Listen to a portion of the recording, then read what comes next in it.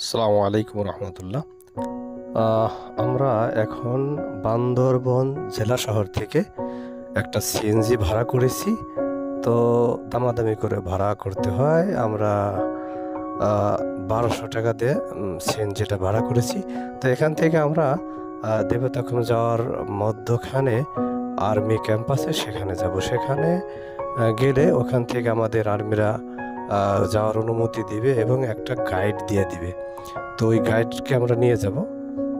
তো এখানে একটা জিনিস জানার হলো, এখানে আমরা যখন সিএনজি ভাড়া করে নিলাম ওইখানে নিয়ে আমাদের নামিয়ে দিবে এবং গাইড সাথে দিবে। গাইড তখন বলবে যে তো আরও বেশ জায়গা, যদি আপনি ইচ্ছা করেন তাহলে আরও কিছু সিএনজির সাথে কথা বলে আপনার এই জায়গাটাও আপনারা ওনাকে নিয়ে যেতে পারেন। অর্থাৎ গাইড চাবে না ওই জায়গাটা হেঁটে যেতে। অবশ্যই জায়গাটা খুবই অল্প সময়, 10 মিনিট লাগতে পারে হেঁটে গেলে, 1 কিলো বা এইরকম 100 কিলো।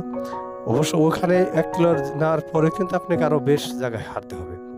তো ওরা এভাবে বলে ওই গাইড এবং সিএনজি দুজন মিলে কিছু টাকা হাতিয়ে নেয়।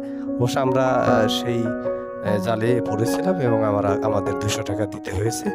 মানে আমাদের খুবই লাগছে যে এত তাড়াতাড়ি 5 মিনিটের মধ্যে এসে পড়লাম। তো একটা বিষয় এটা খেয়াল রাখতে হবে।